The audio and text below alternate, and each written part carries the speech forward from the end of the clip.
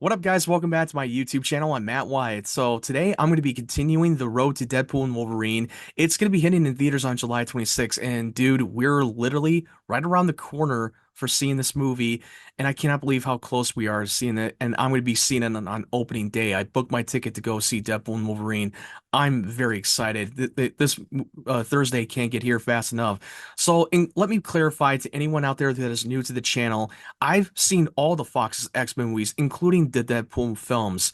I've seen it all from the beginning during its theatrical release, so I'm already caught up. I'm just looking back and reviewing all of the Fox X-Men films, the things that I enjoyed, and some of the movies that I did not enjoy. So the next up I'm going to be reviewing, it is called X-Men Days of Future Past. That came out in 2014, and it's the returning director Bryan Singer.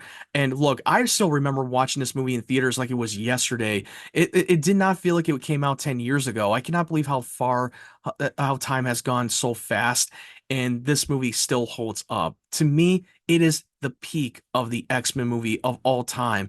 And I'm not counting the movie Logan, because Logan was literally the Wolverine standalone film. So this is more of like the proper X-Men film. And I was so happy that we were able to get Bryan Singer back to direct the film.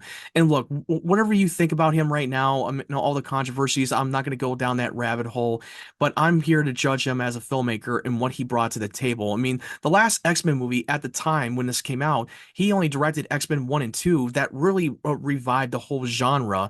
And to see him return to come back really brought a smile on my face, especially when we first saw the teaser trailer. That teaser trailer really got me excited and became my most anticipated film of 2014. And it actually lived up to the expectations. They kept building the hype more and more in the marketing. And now this movie is taking place in the future, where now that the humans have taken over and the Sentinels are their weapon that will wipe out the mutants and round them up in camps. And now there's only a few of them left, and now they're at their desperate times. They're on the brink of the end of the war, and Wolverine has been sent back through time in the year 1973 during the peace accords after the Vietnam War. And his mission is to warn the younger Charles Xavier, played by James McAvoy, to warn him about the future war that is about to come, that the humans have created a weapon that will wipe them all out. And Mystique, played by Jennifer Lawrence, is the key to all of this, and that's where the plot is set. This is literally a sequel to X-Men: The Last Stand, and this is a sequel to X-Men First Class.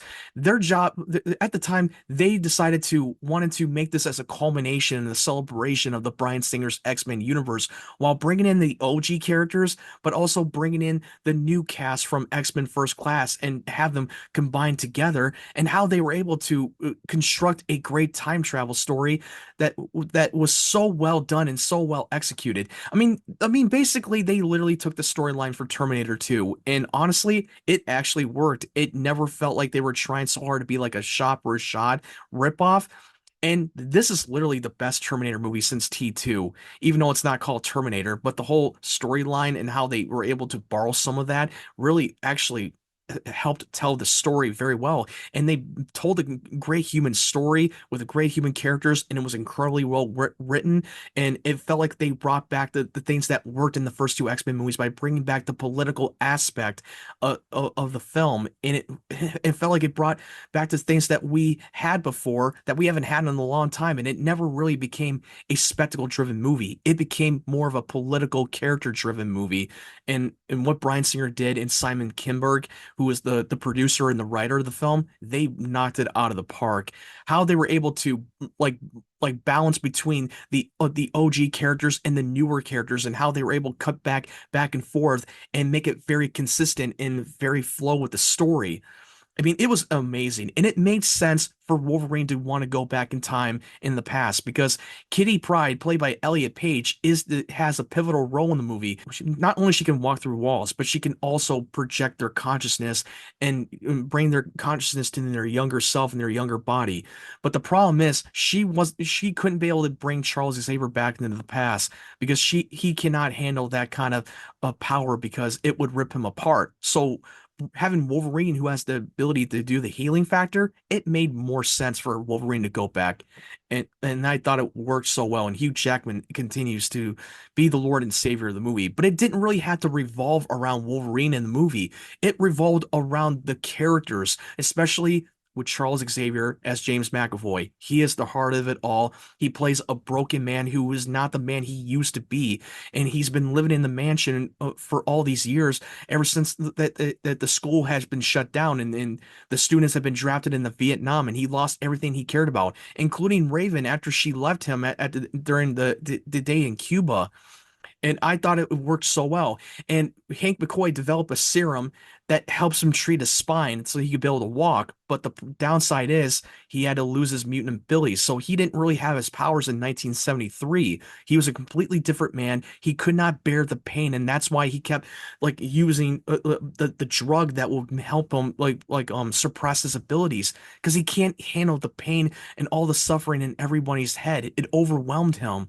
And I loved how they made him more deconstructive, that made him a different man who has lost everything and doesn't have all the answers. And Wolverine has to be the one to pull him out of his shell. Because now they're going to have to stop Raven for killing Bolivar Trask, the man who's responsible for the creation of the Sentinel program. And it's played by Peter Dinklage. And I thought the casting with Peter Dinklage was absolutely incredible. He definitely played a great antagonist whose goal is to create world peace and create a weapon that can protect themselves against the mutants who are a threat to humanity. And that, from his own point of view, he was brilliant but misguided at the same time. He plays such a complex villain. He was not just some twirly mustache obvious villain, even though he is wearing a mustache. No pun intended. And this was at the time that he was still doing Game of Thrones and he was still at his prime as an actor. And I thought they did a perfect job of the casting decision, even though it was a little bit odd that back in the 1970s that they were taking him seriously, especially from a man who was very short and very small, but somehow he's been able to take it seriously. But there was barely any mention that they even made fun of his height. They barely touched on that. And it worked so well and it was so natural and not so silly. And it was very subtle to me. I thought the action set pieces was so well choreographed. I mean, they managed to the structure of the action set pieces when we see the resistance fighters with Colossus, a bishop that we get introduced that he has the ability to absorb the kinetic energy and use it at his full strength, and Kitty Pryde. We got Iceman returning, which he was doing his own thing. I love how they've handled the action set pieces. Then we got another new characters. We got Blink who can actually create a portal, which I thought was beautifully visually well stunning. And then we got Warpath, a warrior, and you got Sunspot, which that's another character that's basically looked like a Human Torch, except that he doesn't create flames, and he creates the form of channeling the energy of the solar of the sun. The way that the visual effects looked and the way the action looked was so beautiful and breathtaking. It was perfection. And the Sentinels from the future, that the way they designed it was a lot different than what we have saw in the comics and animation. They made them more powerful and more tough to fight.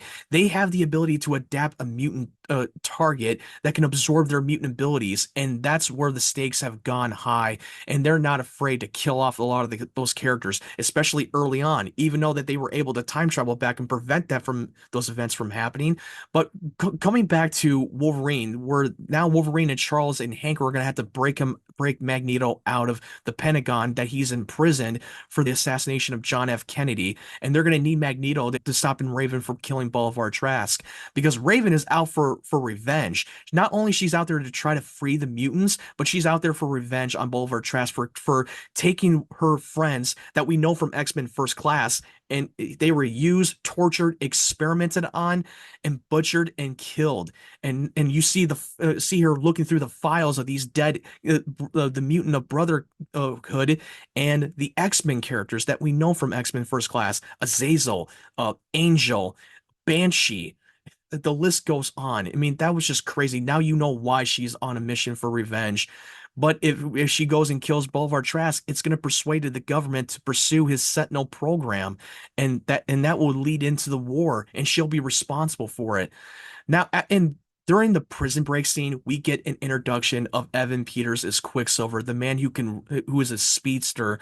He's a quirky, young, cocky, smartass who lives in his mom's basement but's been stealing a bunch of shit. But now he's been recruited by Wolverine and Charles to go and break into the Pentagon, and that was easily the best part of the movie. I love Evan Peters' portrayal as Quicksilver. He was easily the better version portrayal of Quicksilver because at the time they had two different versions of Quicksilvers in the Marvel universe, one from the Fox's X-Men universe and one from the MCU and Avengers Age of Ultron, which another version of Quicksilver was played by Aaron Taylor Johnson. And fun fact, it was funny that the two actors, they were in the same another film together that was directed by Matthew Vaughn called Kick-Ass. And I thought it was very funny that they had two actors playing the same characters in a different universe. That was fun. Even though I'm not a fan of the portrayal of Aaron Taylor Johnson's Quicksilver, but you know what? It is what it is. But Evan Peters won people over. Sure, in the marketing, he looked like a awful retro outfit for the Quicksilver suit. He looked ridiculous, but in the context, it worked and it suits for his character, and it didn't matter to us. The visual effects of how they did the super speed sequences when he was taking out a bunch of guards, and how they did the editing technique when everything else was slowing down while he's in super speed and taking them out one by one and listening to his jamming into his music from his Walkman. Because at first, after they broke Magneto out, Magneto and Wolverine were about to kill one of the guards and everything was going to escalate and fall apart. But Quicksilver's like, hold my beer. He brought so much joy and smile on my face that I wanted more for him. He has such a compelling story, but also he is the son of Magneto from the comics and animation, but they do touch on it a little bit. He even told Magneto that they told me you can control metal. My mom once knew a guy who could do that. They told me you control metal. You know, my mom once knew a guy who could do that. And I was like, oh, I was laughing, and it was just a wink and a nod that they could easily foreshadow and use it sometime in the future. After the whole prison break, we get into the conversation between Charles and Magneto and how much that they're angry at each other. Charles is angry at Magneto for abandoning him and taking Raven away from him, but Magneto pulls a 180 on him, and he tells him like, you know what? I abandoned you? No, you abandoned us all. Our mutants, brothers and sisters, are all dead. They were all experimented on, butchered. Where the hell are you? You were too busy hiding in the mansion, pretending to be something you're not. You shut yourself off from the world. You abandoned us all. He told at this point, at this moment, he definitely won the argument. And it didn't have to rely on fist fighting between the heroes and the villains. It's just the two characters who had a different idea and had different beliefs, and it was just about verbal fight, and I love that. And I love the scene where Wolverine tells Magneto, so you were always an asshole. And and he tells him about his history with Magneto, that he spent a lot of years trying to bring him down. And Magneto was like, what did that work, how did that work out for you? And he was like, you're like me, you're a survivor. I spent a lot of years trying to bring you down, bub. How's that work out for you? You're like me. You're a survivor. That was perfect. I love that he was able to interact with the younger characters of Charles and Magneto and Hank McCoy. They had such a great on-screen chemistry that we haven't seen before, and was brilliant. And I thought Jennifer Lawrence definitely played a great pivotal role. She knocked it out of the park by almost being close to the Mystique character that we know from the X-Men trilogy, except that she's not a killer yet, because the first kill she had done was Bolivar Trask in the original timeline. All the performances were absolutely brilliant. And once they try to go and rescue Mystique, everything falls apart because Magneto thinks that the only way to secure their future is to kill Mystique, because they're going to use her DNA to weaponize the Sentinels. So the only way to save everyone and secure their future is to kill her. And he had no problem of doing it, because he's all about doing whatever it takes to save his own people, even if he means he has to cross the line by killing the ones he care about.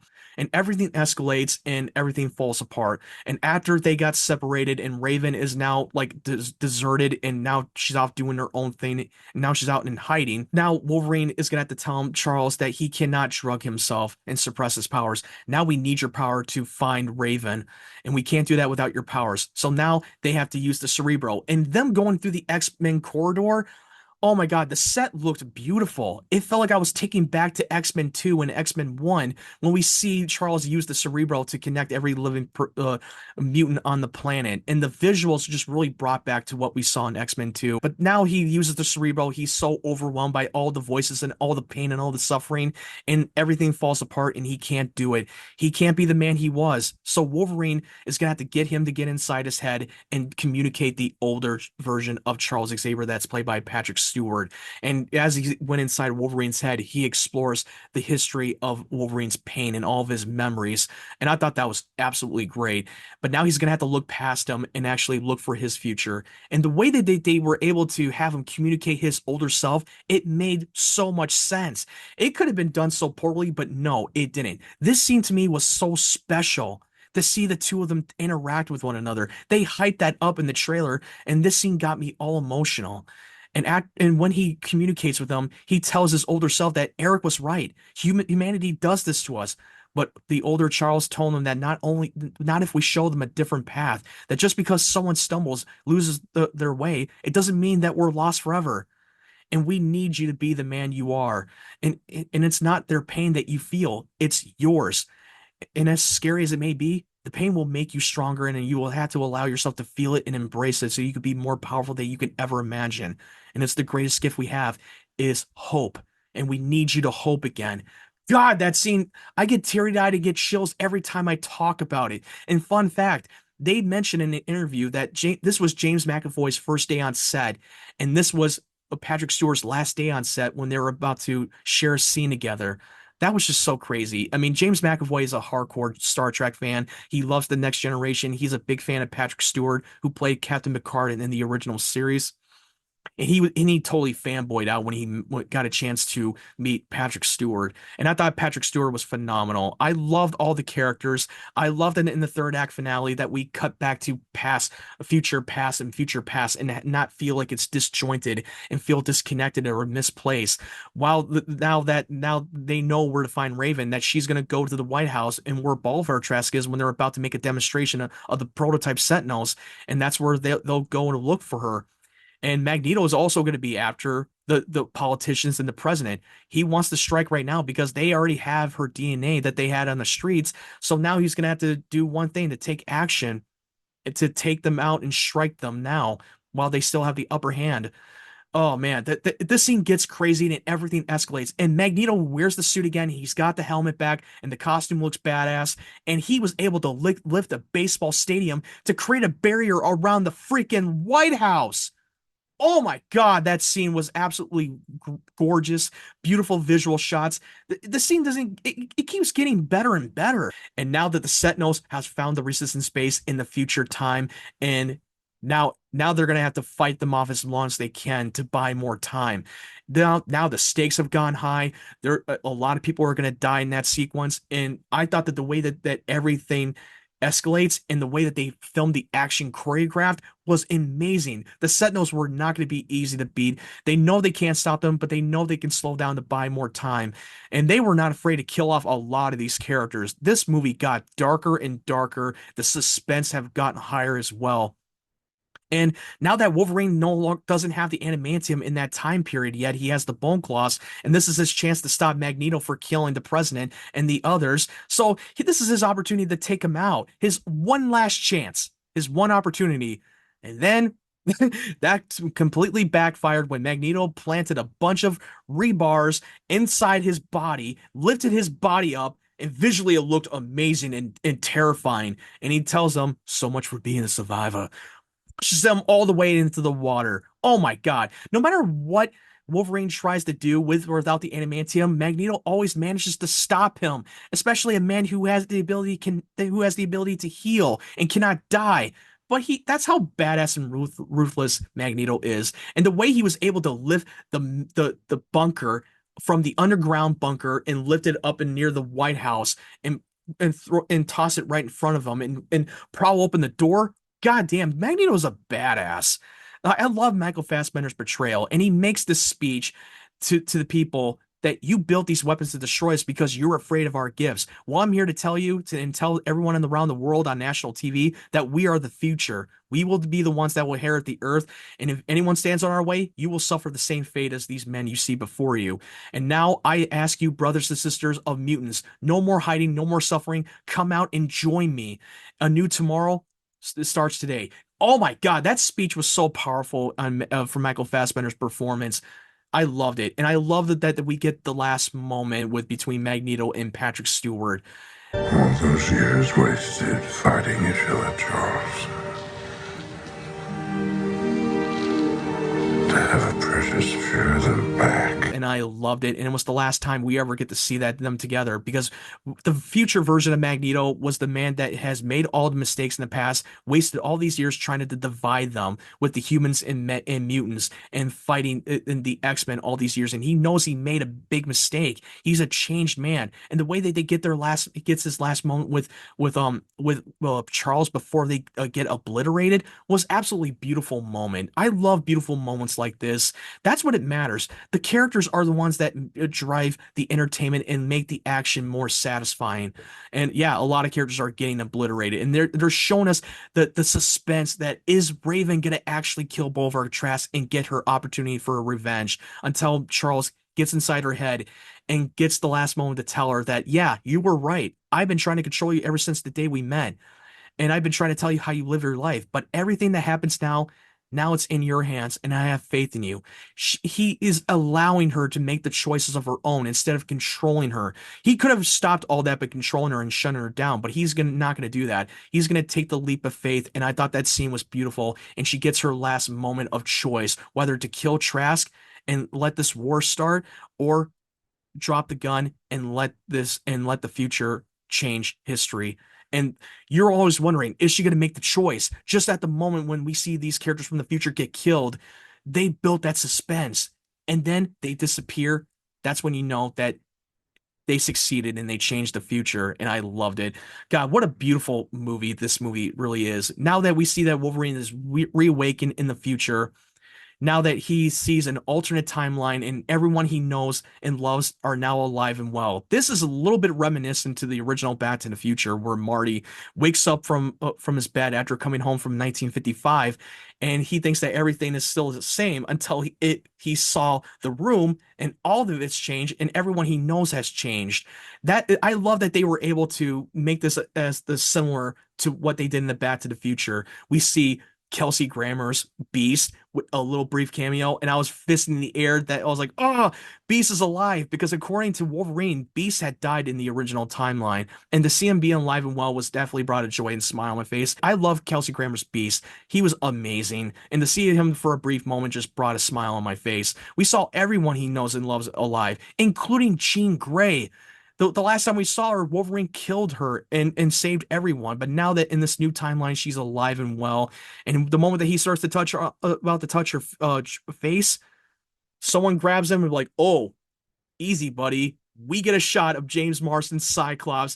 Now he's officially alive, and I was so happy that they were able to give Cyclops a second chance and have him survive in this new timeline.